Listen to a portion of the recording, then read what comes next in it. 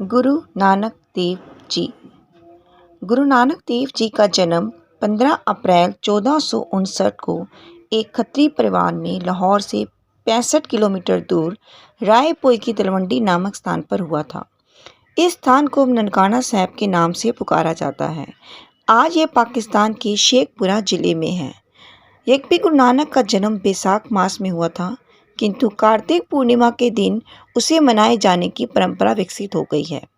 गुरु नानक जीवन के वृत्तांत की स्रोत सामग्री अनेक जन्म साखियों से प्राप्त होती है। ये जन्म साखियाँ मौखिक रूप से पीढ़ी दर पीढ़ी सुनी सुनाई जाती रही। बाद में श्रद्धालु सिखों द्वारा उनका संकलन किया गया। इनकी रचना पतित पौराणिक है, किंतु इन्हीं में से गुरु नानक के जीवन का ऐतिहासिक वृत्त प्राप्त किया जा सकता है। गुरु नानक के पिता का नाम मेहता कल्याण चंद्र बेदी, प्रचलित नाम कालू मेहता, और माता का नाम तृप्ता था। उनकी एक बड़ी बहन थी नानकी, जो सुल्तानपुर लोधी के सरकारी कर्मचारी जयराम से ब्याही हुई थी। बचपन से ही नानक में विचलन गुण दिखाई देने लगे थे। 7 वर्ष की आयु में उन्हें पढ़ने के लिए बांदा के पास भेजा गया। जब वह 9 वर्ष के हुए तो उन्हें फारसी पढ़ने के लिए भेजा गया। उनके यज्ञोपवीत संस्कार का नाम आ गया। कुल पुरोहित पंडित हरदयाल ने संस्कार विधि को पूरा करने के लिए जब उन्हें जनेऊ पहनाना चाहा, तो प्रचलित कथा के अनुसार बालक नानक ने पंडित जी से कहा, पंडित जी, जे जनेऊ आप मुझे पहचानना चाहते हैं वह तो मैला हो जाता है, टूट जाता है, नष्ट हो जाता है। पंडित जी ने पूछा, तुम कैसा जनेऊ पहनना चाहते हो? उनका उत्तर था, ऐसा जनेऊ जो दया की कपास से, संतोष के सूत से, यति की गांठ और सत्य की पूरन से बना हो। ऐसा जनेऊ ना टूटता है, ना मैला होता है, ना जलता है, ना नष्ट होता है। जो ऐसा जनेऊ धारण करते हैं वह धन्य हो जाते हैं। पंडित जी, यदि आपके पास ऐसा जनेऊ है तो ले आइए। नानक वाणी में आशा राग में इस भाव का एक शब्द अंकित है। दया कपा संतोख सुत जत गड़ी सतवट, एक जनेऊ जी का हाय ता पांडे तत्। ना ए टूटे ना मल लगे, ना एहो जले ना जाई, तन सो मानस नान का जो गल चले पाई। गुरु नानक के जीवन से संबंधित अनेक घटनाएं प्रचलित हैं। संसारिक कार्यों में उनकी वृत्ति देखकर 16 वर्ष की आयु में उनका विवाह कर दिया गया। उनके 2 पुत्र भी हुए। उनके नाम थे श्रीचंद्र और लक्ष्मीचंद्र। उनके पिता इस कारण सदा खिन्न रहते थे कि उनका पुत्र संसारिक कार्यों में उतनी रुचि नहीं लेता जितनी वह चाहते थे। इसी कारण उनके बहनोई जयराम ने उन्हें अपने पास सुल्तानपुर लोधी बुलवा लिया और उन्हें नवाब दौलत खान के पास मोदी खाने में नौकरी दिला दी। सुल्तानपुर लोधी का यह प्रवास उनके जीवन की दिशा का सबसे महत्वपूर्ण मोड़ सिद्ध हुआ।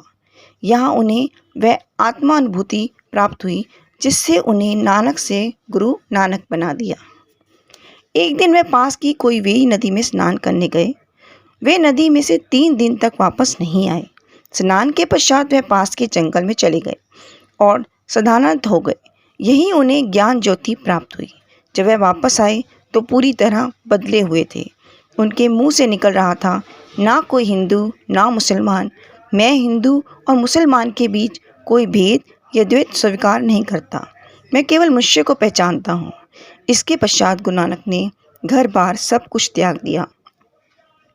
सुल्तानपुर लोधी में ही उनका बाल मित्र मर्दाना उनसे आ मिला। भाई मर्दाना मिरासी जाति का मुसलमान था। वह रबाब बहुत अच्छी बजाता था। गुरु नानक और भाई मर्दाना लंबी यात्राओं पर निकल पड़े, जिन्हें गुरु नानक की उदासियाँ कहा जाता है। यह शब्द ग्रीक भाषा के शब्द ऑडी से लिया गया है, जिसका अर्थ है लंबी यात्रा। यूनानी लोग सिकंदर के समय भारत आए और लंबे समय तक पंजाब क्षेत्र में शासन करते थे। उन्हें कुछ शब्दों से स्थानीय रूप ग्रहण कर लिया था। ओडिसी ने उदासी बना शब्द गुरु की यात्राओं के साथ अभिन्न रूप से जुड़ गया। सुल्तानपुर लोधी से तलवंडी आकर गुरु नानक अपने माता पिता और परिवार से मिले।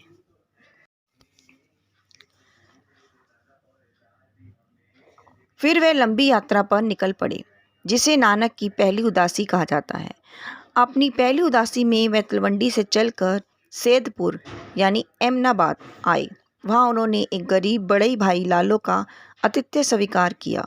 और खत्री जाति के एक अमीर जागीरदार मलिक पागो की ब्रह्मपोस्ट में सम्मिलित होना अस्वीकार कर दिया, क्योंकि गरीब लालों की सूखी रोटी में मेहनत के दूध का स्वाद था और मलिक पागो के पकवानों में लोगों के शोषण का रक्त था। प्रत्येक रूप में उनके जीवन की यह कथा प्रसिद्ध है।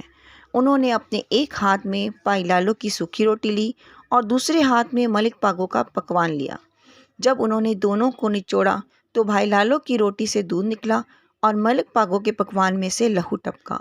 इस प्रसंग से संबंधित गुरु नानक की ये पंक्तियाँ बहुत प्रसिद्ध हैं कि नीचों में भी नीच जाति के हैं, उनमें भी जो अति नीच समझे जाते हैं, नानक सदा उन्हीं के साथ हैं। उसे अपने आप को बड़ा समझने वालों से कुछ भी लेना देना नहीं है। नीचा अंदर नीच जात, नीची हूँ अत नीच, नानक तिनके संग साथ, बढ़िया सो क्या रीस। उन्होंने यह विश्वास भी व्यक्त किया कि जहाँ नीच समझे जाने वाले लोगों की सेवा की जाती है, उन्हें संभाला जाता है, वही परमेश्वर की कृपा दृष्टि पड़ती है। जिथे नीच संभालियन तिथे नदर तेरी बख्शीस। जात पात ऊंच नीच की सामाजिक बुराई के विरुद्ध गुरु नानक ने जीवन पर अभियान चलाया। अपनी पहली यात्रा में ही उन्होंने समय अपना आदर्श रखकर इसकी व्यवहारिक परिणति लोगों के सम्मुख रख दी थी। वाहिगुरु जी का खालसा, वाहिगुरु जी की फतेह। दोस्तों, हम इसी तरह सभी गुरुओं की कहानियाँ, उनके विचार, उनसे जुड़ी कथाएं, जिन्होंने लोगों को एक सही मार्ग की ओर ले जाने में महत्वपूर्ण योगदान दिया, और आपके पास लेकर आते रहेंगे। आपको हमारे द्वारा बताई गई जानकारी कैसी लगी, प्लीज़ कमेंट बॉक्स में लिखकर ज़रूर बताएं, और हमसे कोई त्रुटि हो गई हो तो हमें ज़रूर बताएं। अब नई जानकारी और नई कहानी के साथ आपसे फिर भेंट करेंगे। धन्यवाद।